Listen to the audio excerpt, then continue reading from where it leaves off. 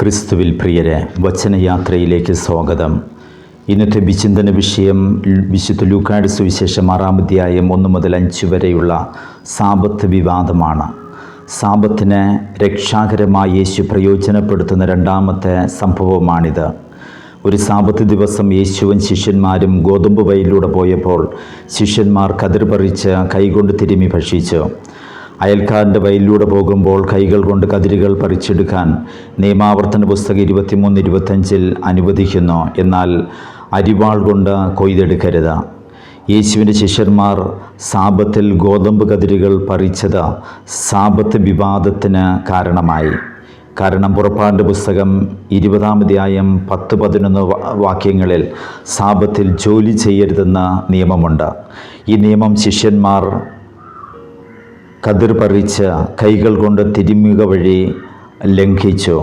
ഇവ സാബത്തിൽ അനുവദനീയമല്ലാത്ത പ്രവൃത്തികളാണ്.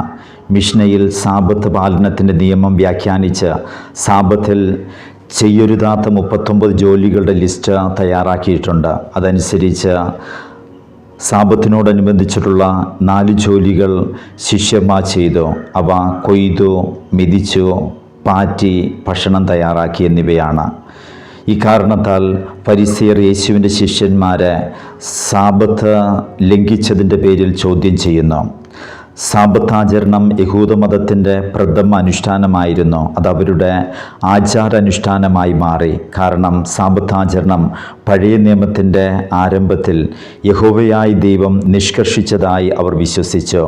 സാബത്ത് എന്ന ഹെബ്രായ പദത്തിൻ്റെ അർത്ഥം തന്നെ വിശ്രമം എന്നാണ്.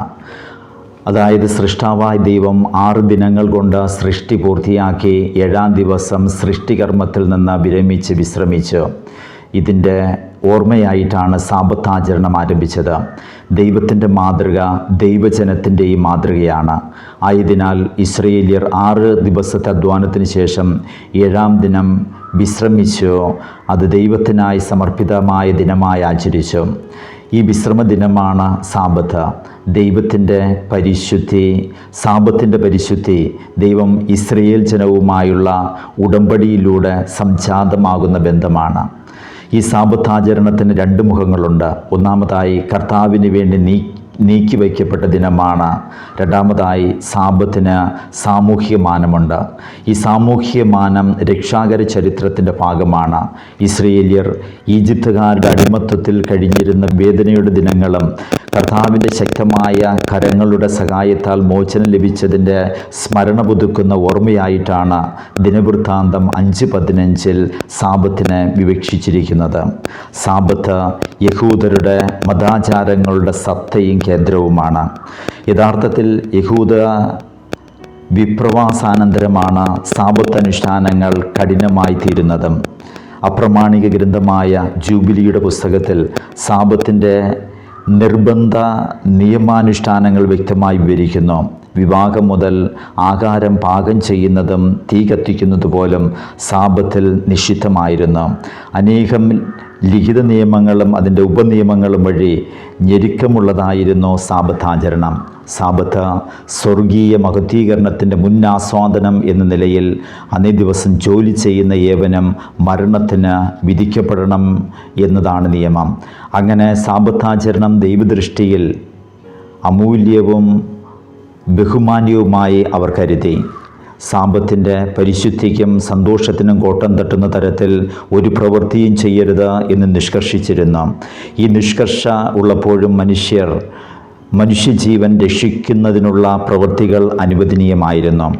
സാബത്ത് നല്ലതാണ്, അതിൽ തന്നെ നന്മയാണ്. യേശു തൻ്റെ അത്ഭുത പ്രവർത്തനങ്ങൾ അധികവും നിർവഹിച്ചത് സാബത്ത് ദിനങ്ങളിലാണ്. അതേസമയം ഒരു യഹൂദനായി ജനിച്ച യേശു സാബത്ത് നിയമങ്ങൾ പാലിച്ചിരുന്നു. സാബത്ത് ദിനങ്ങളിൽ സിനഗോഗിൽ പോയിരുന്നു, വചനം വായിച്ചിരുന്നു. ദൈവത്തിൻ്റെ വിശ്രമദിനത്തിൽ ദൈവമക്കൾക്കടുത്ത യഥാർത്ഥ സ്വാതന്ത്ര്യം അനുഭവിക്കുവാനുള്ള സാഹചര്യം ഒരുക്കുകയാണ് സാബത്തിൻ്റെ ലക്ഷ്യം. യഹോവയ്ക്ക് വേണ്ടി മാത്രം മാറ്റിവെക്കപ്പെട്ട സാബത്തിൻ്റെ പരിശുദ്ധിക്ക് കളങ്കം വരുത്തുന്ന ഏത് സാഹചര്യവും ഒഴിവാക്കപ്പെടണം. അതിന് കൂട്ടുനിൽക്കുന്നവർ ആരായാലും ശിക്ഷിക്കപ്പെടണം. ഈ പശ്ചാത്തലത്തിലാണ് സാബത്ത് ദിവസവുമായി ബന്ധപ്പെട്ട് യേശുവും ഫരിസേയരും തമ്മിലുള്ള തർക്കങ്ങൾ മനസ്സിലാക്കേണ്ടത്. യേശുവും ശിഷ്യന്മാരും സാബത്ത് നിയമം ലംഘിച്ചു. അവർ ചെയ്ത അപരാധം ഫരിസേയരുടെ നോട്ടത്തിൽ ശിക്ഷാർഹമാണ്. അതായത് സാബത്ത് ദിവസം വയലിലൂടെ യാത്ര ചെയ്തു. സാബത്ത് ദിനം അവർ കതിരുകൾ പറിച്ചു. ആ കതിരുകൾ കയ്യിലിട്ട് തിരുമ്മി ഭക്ഷിച്ചു.